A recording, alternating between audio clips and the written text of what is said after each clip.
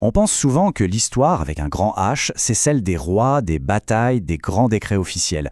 Mais en réalité, les récits les plus parlants, les plus humains, se trouvent souvent ailleurs, dans les marges, dans des anecdotes, des contes que l'on pensait oublier. Et c'est précisément là qu'on va aller aujourd'hui pour explorer une forme littéraire coréenne vraiment pas comme les autres. Voilà la question qui est au cœur de tout. Imaginez un genre littéraire qui ne ferait aucune différence entre un fait historique avéré et une rumeur de couloir. Un genre où tout ça se mélange pour raconter une seule et même histoire, bien plus riche. C'est exactement ce qui se passait dans la Corée médiévale. Allez, rentrons dans le vif du sujet. Ce genre littéraire, il a un nom, le paesol. Et c'est la clé, vraiment, pour déverrouiller une toute autre compréhension de l'histoire coréenne. Alors le paesol, qu'est-ce que c'est concrètement? Eh bien, ce n'est ni de la pure fiction, ni de l'histoire pure et dure. C'est un hybride, un peu des deux. C'est comme une mosaïque, faite de plein de petits morceaux. Une anecdote par-ci, un fait historique par-là, une observation personnelle. Et tout ça mis bout à bout, ça capture l'ambiance, l'esprit d'une époque, d'une façon que les archives officielles, elles, ne pourront jamais faire. Et attention, ça ne sort pas de nulle part. Comme le montre cette étude, le paesol fait partie d'une tradition plus large en Asie de l'Est. En Chine, par exemple, on avait les paishi, les histoires non officielles. Le but était exactement le même, rassembler tout ce que l'histoire officielle, trop sérieuse, laissait de côté. Les rumeurs, les petits défauts des grands personnages, les événements un peu bizarres. Bref, tout le côté humain et parfois un peu chaotique du passé.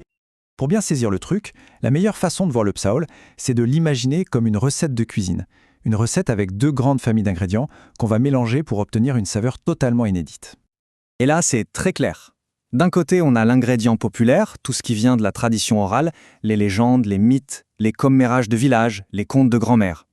De l'autre côté, on a l'ingrédient officiel, les chroniques de la cour royale, les biographies très sérieuses des fonctionnaires, les faits bien documentés.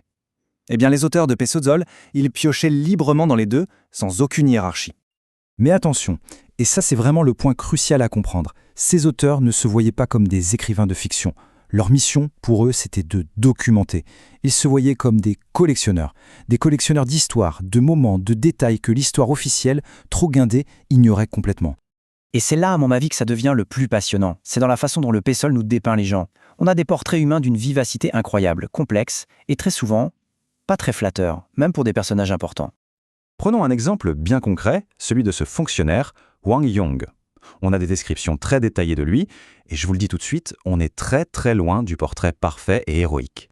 Écoutez un peu ça, c'est direct, c'est cru, sans filtre. On nous dit qu'il était brillant, ok, mais aussi qu'il avait un sale caractère quand il buvait un coup de trop. C'est ça la force du paesol, ça capture les contradictions de l'être humain. Ça nous montre les personnages historiques non pas comme des statues de marbre, mais comme des vrais gens, avec leurs qualités et leurs gros défauts. Et cette franchise, elle n'était pas juste là pour faire réaliste. Non, c'était aussi et surtout une arme de critique sociale redoutable.